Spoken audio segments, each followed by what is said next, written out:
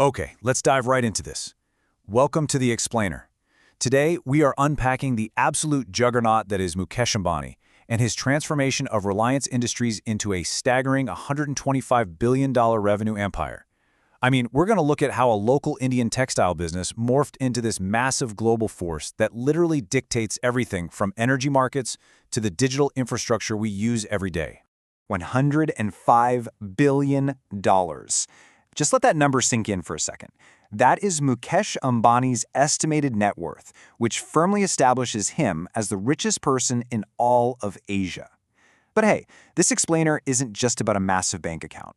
We're tracing exactly how this wealth was built from the ground up and how his specific vision has fundamentally altered the daily lives, the communication, and the energy consumption of over 1 billion people. So to really understand this empire, we've got to go back to the foundations. Born in Yemen back in 1957, Ambani's early life was, well, surprisingly modest. In 1958, his family moved to India, squeezing into a simple 2-bedroom apartment in Mumbai, taking public transit, the whole 9 yards. His dad, Dhirubhai Ambani, was busy building this small yarn and textile trading business called Reliance. Now, by 1980, Mukesh was actually at Stanford University pursuing his MBA. But get this, his dad pulled him out. Dhirubhai firmly believed that real practical business skills were forged on the factory floor, managing people and actual projects, not just sitting in a classroom. And honestly, that bold decision totally set the stage for Mukesh's incredibly hands-on approach to building mega projects later on. Let's move to 2002 and see how this builds, because this is a huge turning point, the inheritance. Dhirubhai Ambani passes away, leaving behind this massive but crucially unwilled empire. What followed was a highly public, extremely complex division of the Reliance conglomerate between Mukesh and his younger brother Anil. When the dust finally settled, the divided empire left Mukesh with the energy and petrochemical divisions.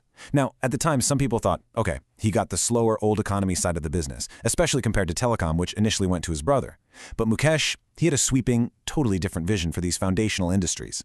Because it turns out, Ambani thinks about scale in a completely different way than most people. He doesn't just build factories, he builds literal world record-breaking complexes. Under his direction, Reliance constructed the Jamnagar petroleum refinery, and the capacity here is just staggering, 660,000 barrels per day. That makes it the largest grassroots petroleum refinery in the entire world. And it wasn't just a refinery, right? It was this massively integrated hub, its own power generation, a port, all the related infrastructure. This cash-generating behemoth essentially provided the heavy financial fuel for what Ambani would dare to do next. And that brings us to 2016 and the Geo revolution. Ambani decides, you know what, I'm re-entering the telecom space, which, remember, was a market his brother had previously controlled, and he completely upended the whole thing. He launched Reliance Jio, sparking an absolutely massive, hyper-competitive price war in India. This wasn't some slow, cautious rollout. No way. It was a massive, calculated shock to the system that fundamentally changed the digital landscape of the world's most populous nation practically overnight. And this brilliantly illustrates just how crazy that shift was. Before Jio, mobile data in India was basically an expensive luxury. But by offering completely free domestic voice calls and introducing dirt-cheap data, the landscape changed forever. Indians now pay an average of just 18 rupees for a gigabyte of data. Compare that to a global average of around 600 rupees. Ambani essentially democratized the internet. He brought hundreds of millions of people online for the very first time, giving everyday consumers unprecedented access to the digital world. As you'd expect, the resulting growth was practically a vertical line.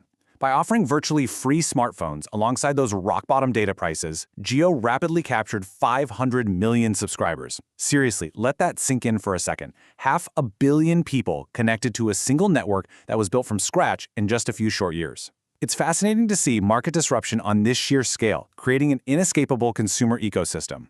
Now, obviously, with this level of scale comes immense personal wealth. Remember that modest 2-bedroom Mumbai apartment from his childhood we talked about earlier? Contrast that with his current residence, Antilia. It is a $1 billion, 27-story private skyscraper right in the heart of Mumbai. I'm talking 3 helipads, a 160-car garage, a private movie theater, and it literally requires a maintenance staff of 600 people just to keep it running. It is a towering physical manifestation of the empire he's built.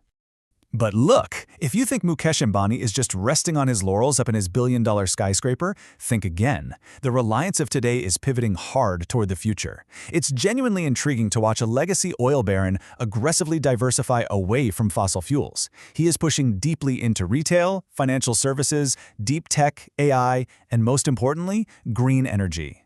He is systematically future-proofing his entire enterprise to make sure it survives and thrives in the next century. Now, what's really interesting about this slide is the sheer scale of these new ambitions. Ambani is betting big on renewable energy with an $80 billion investment pledged over the next decade. $80 billion! He's building a massive new green energy complex right next to that legacy Jamnagar oil refinery, so it's a literal side-by-side transition from the old fossil fuel world to the new one. Plus, he's already making massive global moves. They recently inked a $3 billion 15-year deal to supply green ammonia to Korea's Samsung C&T. And to make sure this vast vision outlasts him, Ambani is executing a very carefully planned succession strategy. Back in 2023, he brought his 3 children onto the Reliance board, giving each of them a distinct mammoth division to oversee. So you've got his son Akash heading up Jio in the telecom wing, his daughter Isha overseeing the massive retail and financial services arm, and his youngest son Anant steering that absolutely crucial transition in the energy business. It's a highly structured passing of the torch to the next generation. This strategic division of labor perfectly aligns with his overarching business philosophy. Ambani has famously stated, "Anything and everything that can go digital is going digital. India cannot afford to be left behind." I mean, that really says it all, right? This is all about positioning his company as the inescapable central nervous system of a rapidly modernizing India. He wants Reliance to be the fundamental infrastructure that the future of the entire country is built upon. Which leaves us with a pretty fascinating question to ponder. From textiles to oil and from telecoms to green energy, Reliance has this proven track record of entering established markets, scaling up rapidly, and just completely rewriting the rules of the game. So, looking at the massive war chest of $105 billion sent to billionaire, what industry will the Reliance empire disrupt next? Think about it. Thanks for joining me on this explainer today. I hope you found it as absolutely fascinating as I did. See you next time.